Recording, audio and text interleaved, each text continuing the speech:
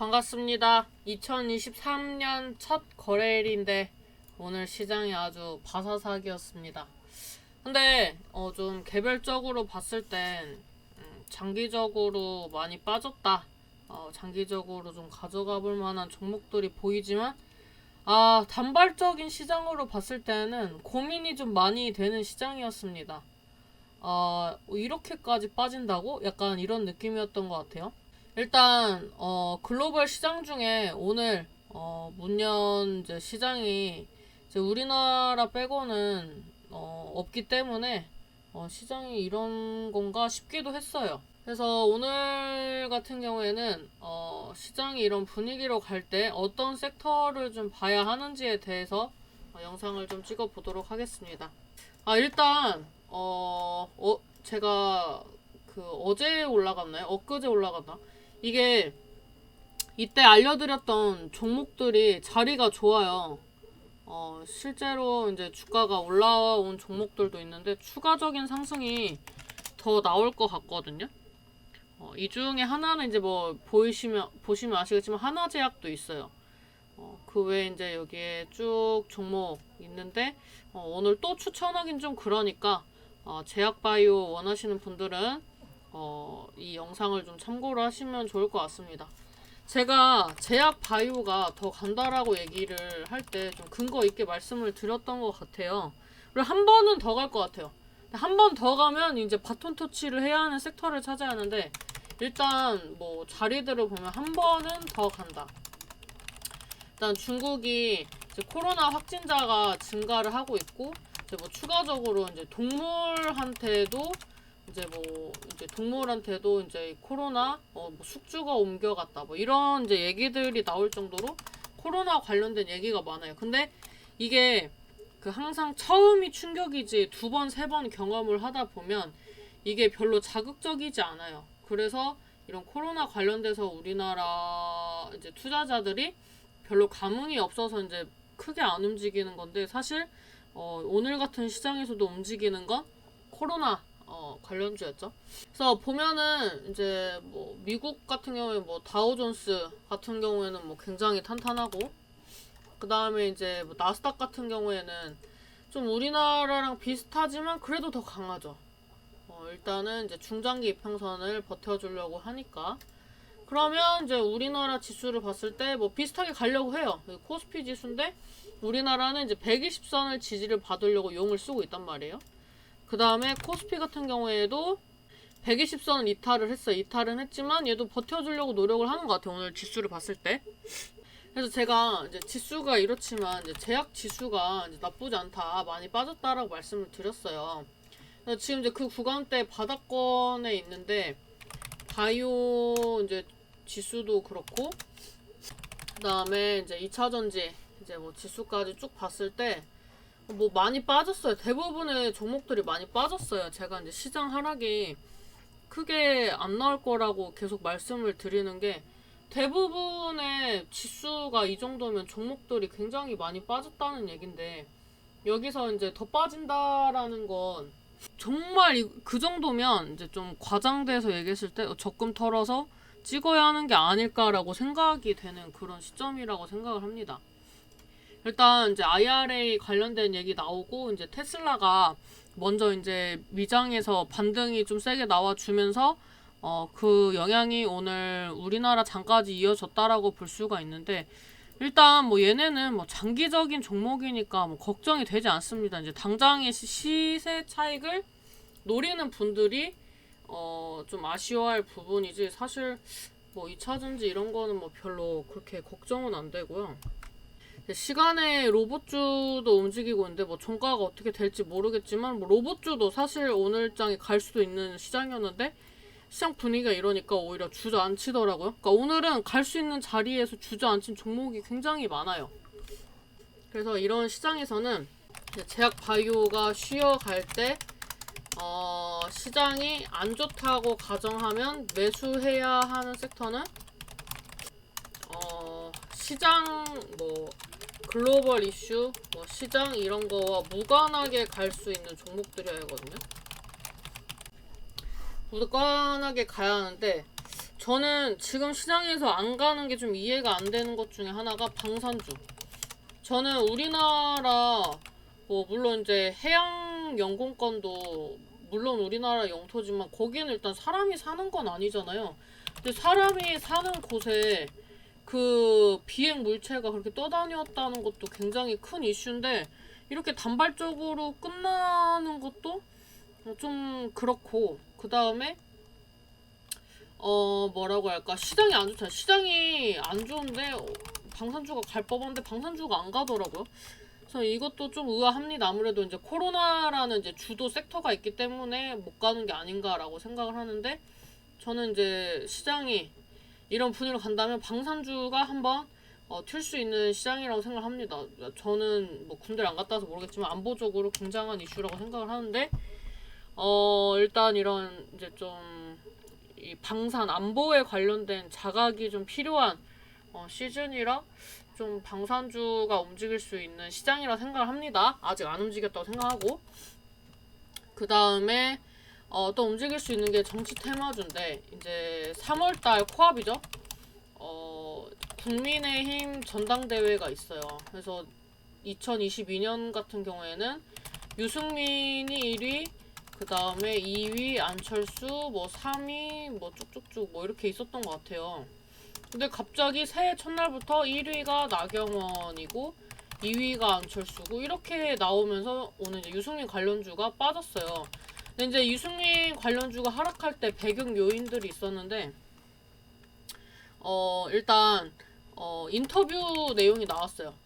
인터뷰 내용에서 일단 불출마를 좀 의미하는 발언과 국민의힘인데 이제 이재명과 협치를 하자 이런 게 이제 좀 이미지라기보단 뭔가 이제 자체적인 지지율을 좀 깎아먹는 그런 발언들이 좀 있었어요. 근데 그냥 중립적으로 봤을 땐 협치를 해야 하는 시장이긴 하죠. 근데 정치는 눈치 싸움이기 때문에 지금 이제 윤석열 대통령의 지지율이 40%대, 좀 깜짝 놀랐어요. 오늘 지지율이 몇 프로 했는데 40%대까지 올랐구나. 그래서 그렇다면은 지금은 이제 깔 때가 아니라 옹호를 하면서 가야 하는 시즌인데 이렇게 하면서 좀 아쉬워졌다라고 생각했는데, 어차피 이 유승민 전 의원 같은 경우에는 뭐 어떠한 그 자리 욕심은 있는데 당대회는 좀 안 어울려요. 그래서 본인도 알기 때문에 당대회에 이런 뭐 대표 이런 걸로 주자는 안 나서는 것 같은데, 일단 뭐 이런 요인들이 이제 또 이게 현 정권의 지지율을 깎아먹는 뭐 이슈들이 나오거나 하면 또 이제 반등을 하겠죠. 근데 오늘 좀 더 의아했던 건 이런 이슈가 나오면서 하락을 하면 반사이익이 있어야 하는데 반사이익은 한동훈 관련주만 좀 움직이더라고요. 뭐 노을이라든지. 그래서 이제 당대회에 이제 유승민 전 의원을 제치고서라도 다른 의원들은 관심도가 떨어졌구나, 사람들이 관심이 없구나, 좀 이런 생각을 했습니다. 일단은 한동훈 관련주만 좀 반사 이익을 받았다. 근데 원래 이렇게 시장이 하락하면 이런 정치 테마주도 좀 움직이긴 하는데 오늘 시장이 좀 유별났기 때문에 이번 주에 보면 어떻게 갈지 좀 방향성이 나올 것 같아요. 그 다음에 이제 또 움직일 수 있는 종목들은 이제 쭉 봤는데, 이렇게 안 보이는 거 보면 시장이 올라야 한다라고 생각을 합니다. 이런 분위기인데 이렇게 간다면 시장이 올라야 한다라고 생각을 하거든요. 제가 옛날에 그 제약바이오를 이제 꾸준히 한 두세 달을 얘기를 했는데, 이제 음압병동 관련주, 이제 뭐 인공호흡기 뭐 이런 이제 섹터들에 대해서 말씀을 드렸었는데 계속 이제 잘 가고 있어요. 제가 계속 말씀드렸던 게 뭐 이 자리에서 사라고는 못해도 이제 이런 종목들을 보면서 다른 종목을 대응하실 수는 있겠죠. 뭐 하면서 뭐 한국유니온 제약 뭐 이런 것도 이제 말씀을 드렸던 것 같아요. 근데 뭐 이런 관련된 종목들이 아직도 시세가 살아 있습니다. 왜냐면 아직도 개인들이 별로 관심이 없어요. 관심도 없고 이런 시장에서 이렇게 많은 종목들이 올라가고 있는데도 사람들이 접근도 못할 정도로 이미지 소진을 많이 했구나. 뭐 이런 생각을 좀 했습니다. 뭐 보시면은 한국유니온제약도 이제 계속 이제 윗꼬리가 길지만 결국에는 한 번씩 전고점 돌파 시도를 하려고 하잖아요. 고려제약 얘도 마찬가지고 여기에서 120선 지지 받고 있는데 또 9%대 상승 나오죠. 한번 저희 유튜브에서 다 거쳤던 종목들이죠. 그 다음에 이제 KM제약 뭐 얘도 엮인다고 뭐 얘도 간다고 이런 느낌인데 얘도 오늘 장에 11%나 상승을 했습니다. 그 다음에 영문제약 오늘 장에 9% 이런 거는 이제 한번 전고점 도전한다면 한 번 정도는 더 가겠죠. 딱 자리가 그런 분위기가 나오지 않습니까? 그 다음에 뭐 제일약품 이런 것도 지금 이제 계속 이제 돌파 시도를 하는데 아직까지 23,000원을 돌파한 적이 없으니까 만약에 이제 코로나 관련주가 한 번 더 간다면 이런 종목들이 시세 분출이 나올 수 있는 자리가 형성이 되겠죠. 그 다음에 샤페론 이거는 뭐 어제도 말씀드렸던 종목인데 윗꼬리가 별로 길지 않죠. 많이 올라오지 않았기 때문에. 그래서 오늘 뭐 한 5%대 상승 흐름 나왔고 그 다음에 화일약 얘네를 중장기로 끌고 가라는 게 아닙니다. 단타를 칠 거라면 어차피 얘네가 가니까 매매해보시라는 거죠. 얘 같은 경우는 뭐 13%, 뭐 10%씩 상승을 했지만 아직까지는 전고점 이제 돌파를 한 번 더 남기지 않았나 이렇게 좀 보여지는 자리들이 많이 있습니다. 그 다음에 EV수소 2차전지에서 코로나 뿌리는 또 예방 목적으로 또 엮여가지고 움직이고 있는데 EV수소도 오늘 뭐 미약하게 3%대 움직였지만 제대로 된 상승 흐름은 나오지 않았죠. 그래서 이런 이제 코로나 관련주가 지금 이웃 나라에서 난리가 났는데 멈출 리가 있습니까? 그리고 우리나라도 난리가 났어요. 이제 무뎌진 거죠. 옛날에 이 정도 하루 확진자가 이렇게 나왔으면 지금 우리나라 뭐 거의 뭐 난리 납니다. 1일 확진자가 지금 오늘 기준으로 22,700명. 지금 이런 상황인데 지금 뭐 한 8만 7만에서 이렇게 떨어졌다고 사람들이 무감각한다는 것 자체가 옛날 같은 경우에는 용납이 안 되는 상황이죠. 지금 이제 중국이나 이런 데가 심해서 상대적으로 덜해 보이는 것일 뿐. 그래서 지금 이제 시장 분위기를 봤을 때 이런 이제 종목들이 한번 시장 하락할 때 움직일 수 있지만 그 외에 종목들이 거의 안 보이는 거 보면 이제는 바톤 터치를 해야 할 섹터가 나오지 않을까 싶습니다.